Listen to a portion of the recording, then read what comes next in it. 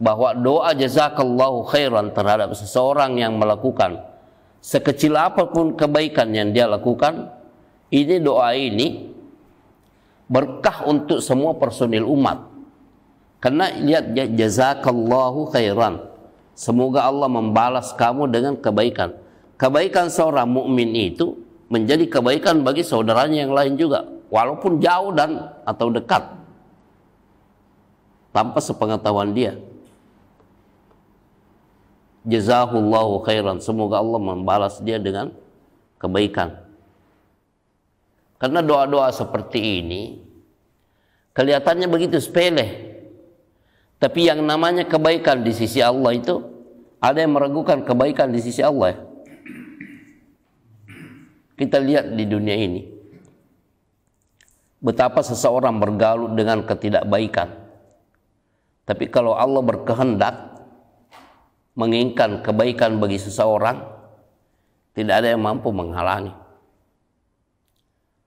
Orang yang kafir bisa menjadi mukmin, tapi sebaliknya kalau Allah tidak menghendaki kebaikan, walaupun seseorang itu hidup di tengah-tengah keilmuan, dasar memang karakternya yang tidak mendapatkan kebaikan dari Allah.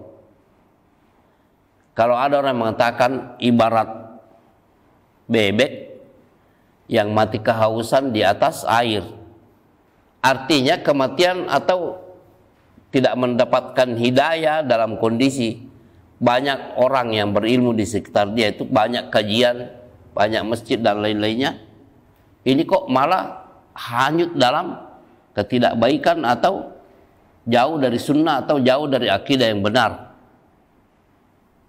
Karena benar, jazakallahu khairan, may yuridillahu bihi khairan yufaqihu fid din. Barang siapa yang diinginkan oleh Allah kebenaran baginya, Allah akan memberikan pemahaman dia terhadap agama ini.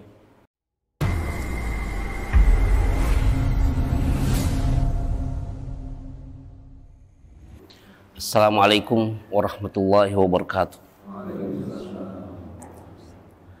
Innal hamdalillah nahmaduhu wa nasta'inuhu wa nastaghfiruh wa na'udzu billahi min shururi anfusina wa sayyiati a'malina.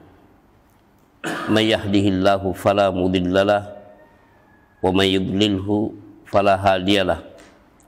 Wa ashhadu an la ilaha illallah wahdahu la syarikalah wa ashhadu anna Muhammadan abduhu wa rasuluh. Amma ba'd. Mari kita memulai atau melanjutkan kajian Al-Adabul Mufrad dari bab yang ke-278 dengan hadis nomor 623, Pak ya. Itu judul babnya adalah bab doaul akhi bi dhahril ghaib, mendoakan saudara tanpa sepengetahuan dia. Bi dhahril ghaib itu maksudnya tanpa sepengetahuan dia. Melihat atau mendengar berita seseorang mendapatkan nikmat atau kebaikan, lalu kita doakan keberkahan tanpa sepengetahuan dia, tanpa dia dengarkan, doa yang seperti ini akan bermanfaat. Begitupun kalau seseorang sedang mengalami kesusahan atau problema pribadinya, keluarganya, dan lain-lainnya, penyakit atau permasalahan yang lainnya,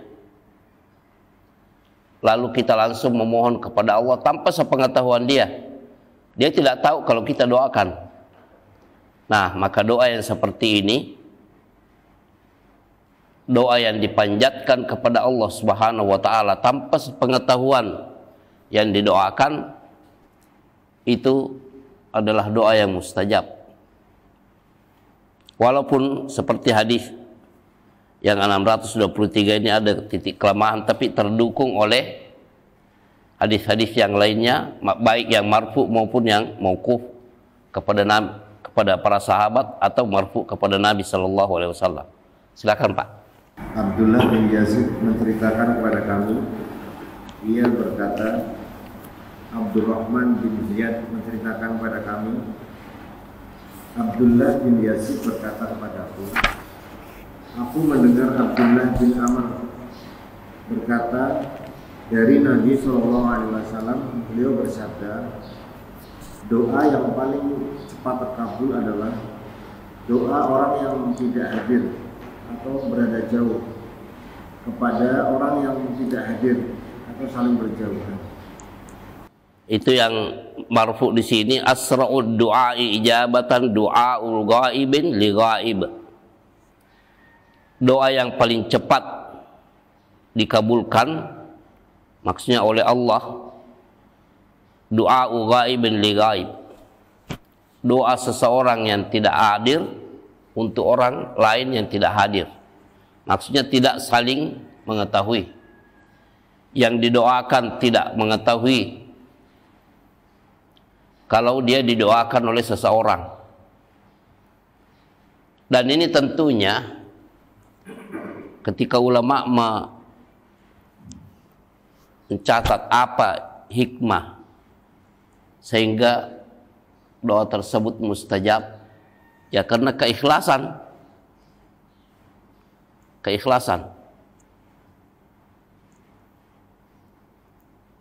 Kalau seseorang didoakan oleh seseorang tanpa sepengetahuan orang yang didoakan itu,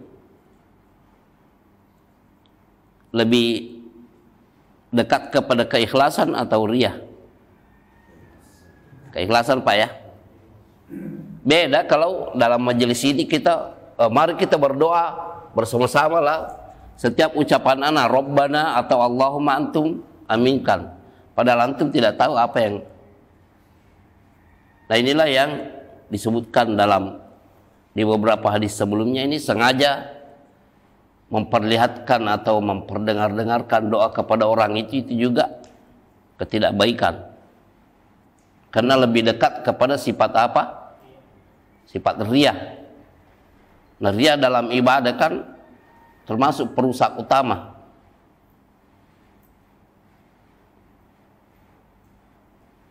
Ya disebut kan situ ini ada titik kelemahan dalam sanadnya. Tapi seorang sekaliber Imam Al-Bukhari ketika mencantumkan hadis ini di kitab-kitab beliau selain Sahih Bukhari ya. Kalau Sahih Bukhari ya memang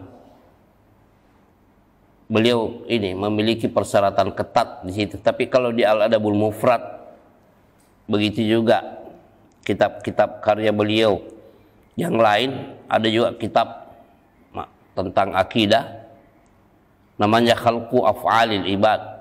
Itu banyak hadis-hadis yang isnadnya lemah, tapi sama dengan di sini beliau memuat hadis-hadis lemah tapi terdukung oleh matan hadis-hadis yang lainnya. Nah kita lihat 624 itu perkataan Abu Bakar As-Siddiq mauquf ya. Silakan Pak. Bishr bin Muhammad menceritakan kepada kami, ia berkata, Abdullah menceritakan kepada kami, ia berkata, Haywah mengabarkan kepada kami, ia berkata, Surah bin Syarif Al-Mu'afid mengabarkan kepada kami, ia mendengar Abu Abdurrahman Al-Huduli, ia mendengar As-Sunabihi, bahwa ia mendengar Abu Bakar As-Siddiq radhiyallahu anhu berkata, sesungguhnya doa seorang saudara karena Allah dikabulkan. Dan ini seperti di catatan kaki disahihkan isnadnya. Perkataan mauquf kepada Abu Bakar As-Siddiq, inna da'watal akhi fillahi tustajab. Sesungguhnya doa seseorang saudara karena Allah persaudaraan, kedekatan karena Allah, karena ketaatan kepada Allah, tustajab, itu dikabulkan. Perkataan siapa ini, Pak? Ya, Abu Bakar As-Siddiq radhiyallahu anhu. Ini sudah satu nih pendukung makna hadis yang sanadnya tadi dilemahkan di nomor 623. Sekarang 625. Ummu Darda ini. Silakan, Pak. Muhammad bin Salam menceritakan kepada kami, ia berkata, Yahya bin Abi Ghaniyah menceritakan kepada kami, ia berkata, Abdul Malik bin Abi Sulaiman mengabarkan kepada kami dari Abu Zubair, dari Sofwan bin Abdullah bin Sofyan, di bawahnya ada Ad-Darda binti Abi Darda. Ia berkata, aku mau mengunjungi mereka di Syam, dan aku mendapati Ummu Darda berada di rumah, namun aku tidak mendapati Abu Darda. Mertua ya, mertua ya, mengunjungi mertua ya. Lanjut, Pak. Lalu dia, Ummu Darda bertanya, apakah aku hendak melaksanakan haji tahun ini? Aku menjawab, benar. Ia berkata, kalau begitu doakanlah kami dengan kebaikan, karena Nabi SAW bersabda, sesungguhnya doa orang muslim untuk saudaranya yang tidak bersamanya adalah dikabulkan. Di atas kepalanya ada malaikat yang mewakili setiap kali ia mendoakan kebaikan untuk saudaranya. Malaikat itu mengucapkan amin, dan bagimu pun seperti itu. Ia, Sofan melanjutkan, lalu aku bertemu Abu Darda di pasar, dan ia mengucapkan seperti itu, yakni apa yang diucapkan Ummu Darda. Ia menyatakan bahwa itu dari Nabi SAW. Ya, sesungguhnya doa orang muslim untuk saudaranya yang tidak bersamanya adalah dikabulkan. Di dekat kepalanya ada malaikat yang diutus. Setiap kali ia mendoakan kebaikan untuk saudaranya, malaikat itu mengucapkan amin. Anda mendapatkan juga kebaikan seperti itu. Ya. Berarti ini marfu kepada siapa, Pak? Kepada Nabi Shallallahu Alaihi Wasallam. Jadi kalau hadis marfu itu disandarkan kepada Rasulullah. Kalau hadis mauquf disandarkan kepada sahabat. Kalau hadis maktu disandarkan kepada tabi'in. Ya. Ini pendukungnya nih. Dia katakan di situ yang mengunjungi, siapa tadi yang mengunjungi, Pak? Safwan ya. Safwan bin Abdullah bin Safwan yang memperistrikan Ad-Darda, putri daripada Abu Darda dan Ummu Darda. Dia katakan, qadimtu alaihim Syam, saya datang untuk menemui, mengunjungi mereka di negeri Syam. Fawajadtu Ummu Darda, saya mendapati Ummu Darda, mertua perempuannya nih, fil bait, di rumah. Mertua perempuan mahram, Pak ya? Kan sudah tidak bisa lagi diperistrikan selama-lamanya. Sampai kalau dia ceraikan istrinya itu tetap bekas mertua perempuannya itu tidak bisa dia ini. Begitupun menantu. Menantu perempuan itu tidak bisa lagi nih. Penyebab adanya al-muharramat itu diantaranya hubungan musahara namanya. Kalau ada satu orang menikahi, seorang menikahi perempuan, maka mertua perempuannya juga jadi mahram. Begitu juga neneknya perempuan ini, neneknya baik nenek dari ibunya maupun dari nenek dari bapaknya. Yang menjadi mahram sementara yang belum boleh dia nikahi itu adalah saudari istrinya, bibi istrinya, dan keponakan istrinya. Itu diantara kaidah at-tahrim atau al-muharramat dalam hubungan pernikahan. Makanya jangan sembarangan mengatakan kepada adik ipar atau kakak ipar itu saudara. Jangan. Nanti orang memahami, oh berarti sekandung nih. Padahal itu cuma iparnya. Ada ini agak pembiasaan seperti tidak baik. Itu siapa? Adik. Padahal iparnya. Dia tidak katakan adik ipar, dia katakan adik. Itu saudara. Padahal iparnya. Ipar itu bahaya.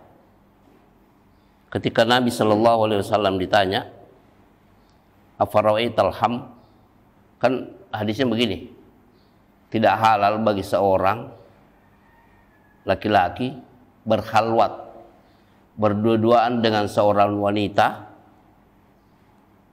di dalam satu ruangan, berkhalwat namanya, tanpa seorang mahram darinya, dari perempuan tersebut. Tidak boleh berdua-duaan, berkhalwat namanya. Lalu Nabi SAW ditanya, afara'aital ham, bagaimana dengan saudara, pasangan? Beliau SAW bersabda, alhamul maut, kerabat pasangan itu adalah al-maut. Maksudnya bisa mengarah kepada kebinasaan. Karena setan menggoda seseorang untuk tertarik kepada orang yang pada dasarnya belum boleh dia peristrikan. Kalau alhammu bagi seorang pasangan suami itu adalah saudari, kakak adik daripada istrinya, atau bibinya, atau keponakannya. Itu. Sedangkan yang nyata-nyata tidak boleh saja selama-lamanya itu tetap harus berhati-hati, sopan dan punya batasan, termasuk ibu mertua. Banyaknya kekeliruan yang fatal terjadi di masyarakat itu karena tidak mengindahkan hukum Islam dalam adab-adab mahram seperti ini. Mertuanya sendiri dianggap ibunya. Itu tidak boleh. Anda harus punya batasan dengan mertua perempuan.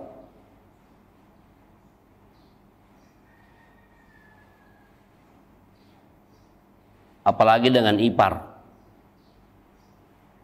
Dianggap saudara iparnya, lalu dia bonceng-bonceng atau berduaan dalam mobil. Tidak boleh, karena itu hanya sementara. Sementaranya itu maksudnya Anda tidak boleh memperistrikan gara-gara kakak adiknya Anda peristrikan. Kalau Anda ceraikan atau meninggal pasangan Anda, berarti itu bisa Anda peristrikan. Ya. Sementara perempuan pun begitu. Hamunya itu adalah seorang perempuan, adalah saudara laki-laki suaminya, atau paman suaminya, atau keponakan suaminya. Tidak boleh bebas-bebas dengan alasan adik atau ipar. Tidak. Jangan. Ada kebiasaan di masyarakat seperti itu. Sering terjadi yang fatal ya, karena menganggap enteng permasalahan ini. Dan lihat Ummu Darda sebagai mertua perempuan di sini menanya menantunya dengan pertanyaan yang isinya kebaikan. Dia katakan, "Aturidul hajjal am?" Apakah engkau ingin menunaikan ibadah haji tahun ini? Lihat, dia tidak tanya bagaimana kondisi keluargamu di Madinah? Yang ditanya tentang ibadah dulu. Qultu na'am, sang menantu menjawab iya. Qalat, maka Ummu Darda mengatakan, fada'ullaha lana bi khairin. Berdoalah engkau kepada Allah, mintakanlah kepada Allah untuk kami kebaikan.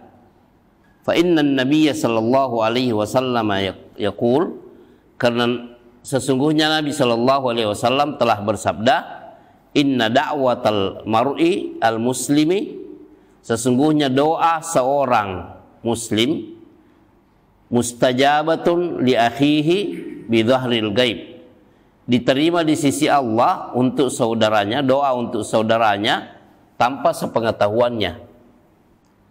Inda ra'sihi malakun muwakkal, di dekat kepalanya ada malaikat yang diutus, maksudnya oleh Allah.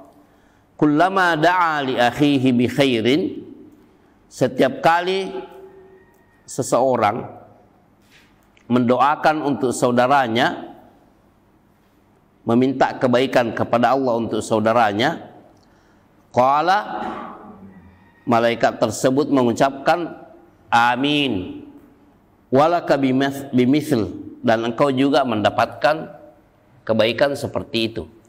Ini perlunya, Pak. Sering tuh kita mendengarkan ada keluhan seseorang terlilit utang. Kita mau membantu dia, kita juga tidak cukup. Sudah, inilah. Seseorang mengadukan permasalahan rumah tangganya. Kita tidak bisa banyak terlibat dan rumit melihatnya. Sudah, minta kepada Yang Maha Kuasa agar Allah mengakhiri permasalahan tersebut dengan kebaikan. Orang mendapatkan kecelakaan, kita tidak bisa langsung menangani. Senjatanya itu adalah ini, kepada Allah. Sebaliknya, kalau kita mendapatkan berita tentang kebaikan saudara kita, jangan diam-diam. Doakan keberkahan. Anaknya lulus, anaknya diterima bekerja, dan lain-lainnya. Doakan, karena Allah itu Maha Kuasa. Antum mendengar seseorang membeli mobil atau membeli motor, ya doakan agar barakallahu fiha, semoga Allah memberkahi dalam kepemilikan kendaraan itu. Maksudnya agar Allah memberikan kebajikan dunia akhirat atas kepemilikan tersebut.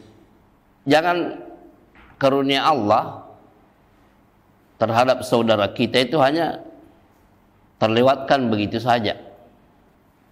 Begitupun kami antara ustadz itu, kita mendengarkan ustadz ini alhamdulillah memberi kajian, kita doakan ya Allah berkahi dia dalam ilmu dan kajian tersebut.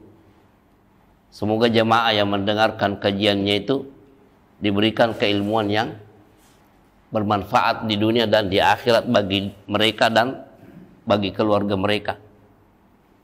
Doa ini, sebagian ulama itu menulis buku dengan judul, bukan doa atau zikir, Silahul Mu'min, senjata setiap mukmin. Ada yang menulis seperti itu, Silahul Mu'min. Kalau kita lihat bukunya dari luar, wah ini jangan-jangan bab jihad nih, karena silah itu kan senjata, ya, bab jihad nih. Pas kita buka, ya, zikir pagi, zikir petang, doa ketika begini, doa ketika begini, doa ketika begini. Adab berdoa untuk saudara. Apa yang diucapkan ketika hujan, kalau kelebihan hujan dan banjir, apa ucapannya? Isinya doa-doa dan zikir. Padahal judulnya Silahul Mu'min, senjata setiap mukmin. Nah, benar. Karena kalau kita sebagai makhluk yang penuh dengan kelemahan itu, pelarian kita adalah doa. Lihat sahabat yang langsung bertemu dengan Rasulullah SAW, Ummu Darda dan juga Abu Darda, dekat dengan Nabi SAW, berkesimpulan seperti itu. Kamu mau menunaikan ibadah haji, ya, tahun ini, doakan kami kebaikannya, karena Rasulullah SAW bersabda bahwa doa seseorang, saudara untuk saudaranya, kebaikan untuk saudaranya itu diterima di sisi Allah, dan dekat kepalanya ada malaikat yang mengaminkan dan mengatakan, ya Allah terimalah, dan Anda yang berdoa ini juga mendapatkan kebaikan seperti kebaikan yang didapatkan orang yang didoakan tersebut. Jangan menganggap enteng ini. Itu ada ini. Kalau ada orang berbuat baik kepada antum, atau antum perintahkan seseorang untuk, jangan dianggap enteng untuk mengatakan jazakallahu khairan. Apa arti jazakallahu khairan? Semoga Allah yang membalasmu kebaikan atas apa yang Anda lakukan. Umar ibn Khattab radhiyallahu anhu ada berucap seperti ini. Andaikan seseorang mengetahui betapa besar pengaruh dan pahala dari ucapan jazakallahu khairan, la aktsara minhu, pasti dia banyak mengucapkan jazakallahu khairan dalam hidupnya. Semua kebaikan orang itu disikapi dengan jazakallahu khairan. Bukan karena orang itu memberi sesuatu materi saja kepada dia, tapi sekedar orang berbuat baik, dia lihat, dia doakan jazakallahu khairan. Betapa baiknya sapaan-sapaan seperti ini. Belakangan ana dapatkan bahwa Umar bin Khattab radhiyallahu anhu ada berucap seperti itu, bahwa doa jazakallahu khairan terhadap seseorang yang melakukan sekecil apapun kebaikan yang dia lakukan, ini doa ini berkah untuk semua personil umat. Karena lihat, jazakallahu khairan, semoga Allah membalas kamu dengan kebaikan. Kebaikan seorang mukmin itu menjadi kebaikan bagi saudaranya yang lain juga, walaupun jauh dan atau dekat, tanpa sepengetahuan dia.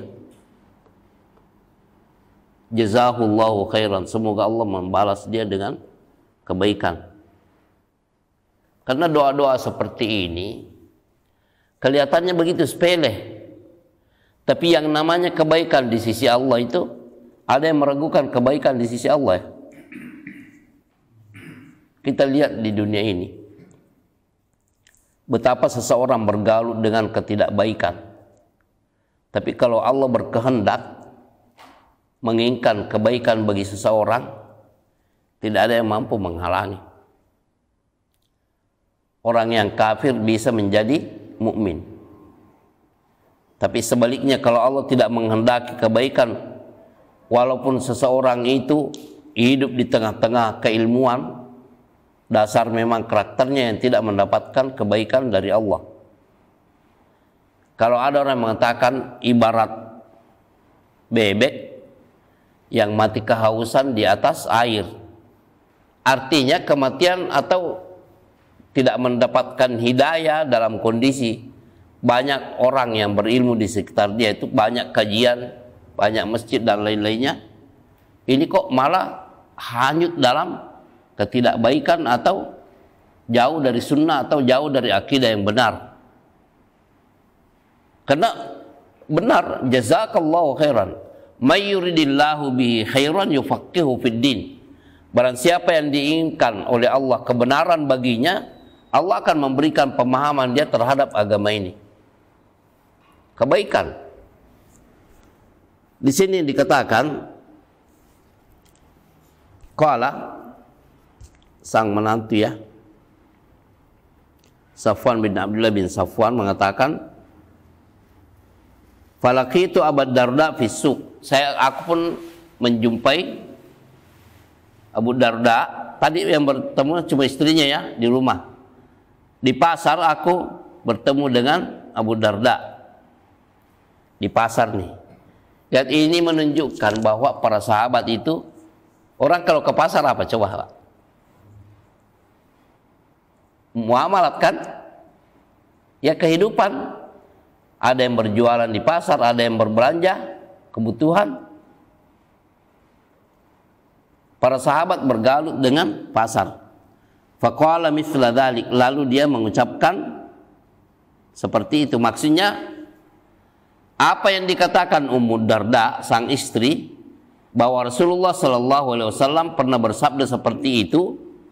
Doa seseorang muslim terhadap saudaranya untuk mendapatkan kebaikan dari Allah itu diaminkan oleh malaikat yang ada dekat kepalanya, dan dia mendapatkan kebaikan seperti kebaikan yang didapatkan dari doa tersebut.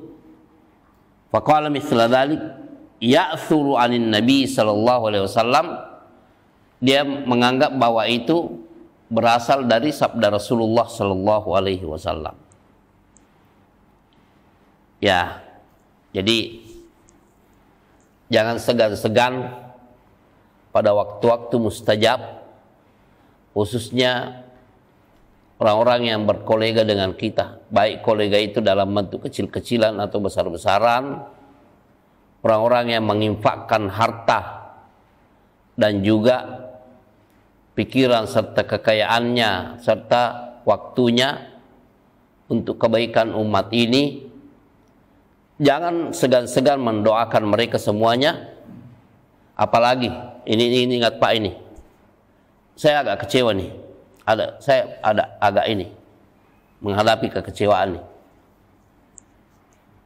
Itu kan yang namanya sholat jenazah betul-betul petanda ini ya. Kalau mengatakan inilah kesempatan Anda, sudah meninggal dia. Bagaimana supaya kita meminta kepada Allah itu agar kalau sekian banyak orang yang sholat jenazah untuk yang meninggal dunia dan sebentar lagi akan ditanya ini, bagaimana supaya kita itu termasuk orang yang sholat jenazahnya itu diterima di sisi Allah. Tapi kan butuh proses dan perjuangan kan Pak ya. Ketika selesai daurah jemaah itu, saya selalu mengatakan, jangan memberikan sertifikat apa nih Pak, piagamnya kepada peserta ini. Peserta itu kalau tidak diuji dulu, karena ada proses yang perlu kita ini lewati, dan itu luar biasa. Khususnya nih doa setelah takbir ke-3. Harus ada bekal untuk itu, minimal satu. Kalau tidak bisa empat-empatnya sudah satu deh. Karena ada 4 riwayat dari Nabi Shallallahu Alaihi Wasallam kan. Karena kita bisa ini, oh kalau laki-laki saya tepatnya bacakan ini untuk dia nih. Kalau perempuan, wah saya memilih untuk ini. Dhamirnya itu, pronounnya itu kan beda-beda. Tapi kalau sudah ada satu yang kita pegangi, ini bekal untuk menjadi apa? Di sisi Allah itu termasuk orang yang insya Allah diterima. Karena sudah memenuhi standar ilmiah namanya. Tapi satu pun tidak ada yang maju. Itu diujikan. Ya, antum bisa bayangkan kalau orang-orang seperti itu ikut sholat jenazah, mungkin dia tahu, oh ya, setelah takbir pertama itu adalah membaca Al-Fatihah dan satu surat pendek. Setelah takbir kedua berselawat. Selawat ini selalu diucapkan ketika tahiyat kan? Dan ini yang menjadi masalah adalah doa yang dipilih ketika selesai takbir karena itu khusus untuk siapa? Mayat ini. Ini perpisahan sudah nih. Kita betul-betul menghadap kepada penguasa Rabbul Alamin yang menghidupkan dan mematikan untuk ini sekarang ini. Perlu kejujuran dalam hal seperti ini untuk memberikan yang terbaik kepada saudara kita. Pertama untuk dia, dan yang kedua lebih penting lagi itu kembali juga ke kita.